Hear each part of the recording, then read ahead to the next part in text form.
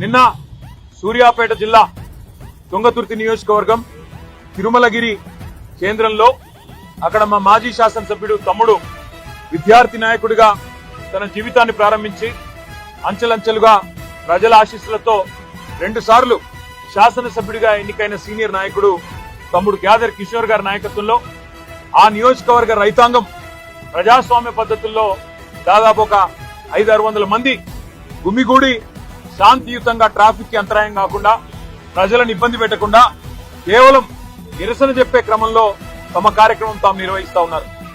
50 మంది కిరాయి మూకలు కాంగ్రెస్ గూండాలు తాగిన మత్తులో అక్కడ స్థానిక పోలీస్ యంత్రాంగంతో కుమ్మక్కై ఆ నిరసన శిబిరం మీద దాడి చేసి ఆకస్మికంగా సుతిల్ బాంబులేసి గుడ్లు చెప్పులు రాళ్లు కొట్టి హింసాయుత వాతావరణాన్ని కల్పించే ప్రయత్నం చేసినారు.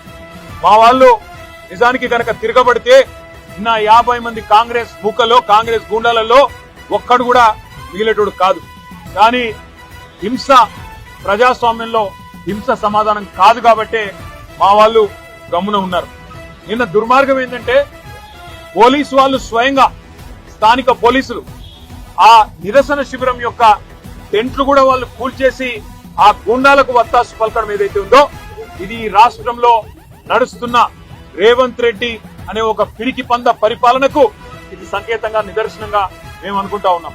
ఎందుకంటే ప్రజల్లోకి పోయి రైతులకు సమాధానం చెప్పే దమ్ము లేని దద్దమ్మ ఈ ముఖ్యమంత్రి. మేము అడిగినాం, చేతనైతే రా, ఏ ఊరికి పోతావో రా, ఏ మండలానికి పోతావో పోదాం, నీ కాన్స్టిట్యున్సీ కొడంగల్ పోదామా లేదా నీ సొంత ఊరు నువ్వు పుట్టిన ఊరు కొండారెడ్డిపల్లె పోదామా, వస్తావా అని అడిగినాం. ఎక్కడికి రాలేదు. కానీ ఢిల్లీకి పోయినాడు 20వ సిగ్గు లేకుండా ఢిల్లీకి తొత్తుగా ఢిల్లీకి గులాముగా ఇలా ఈ ముఖ్యమంత్రి గారు గల్లీలో తిరిగి ప్రజలు అవస్థల్లో ఉంటే క్షేత్రంలో తిరగాల్సిన ముఖ్యమంత్రి మంత్రులు ఇవాళ అడ్డగోలుగా ఈ రకంగా పోలీసులను అడ్డం పెట్టుకొని ఈ రకంగా కిరాయి గుండాలను అడ్డం పెట్టుకొని ప్రజలను భయభ్రాంతులకు గురి చేసి గొంతు నొక్కాలనే ప్రయత్నం చేస్తా ఉన్నారు.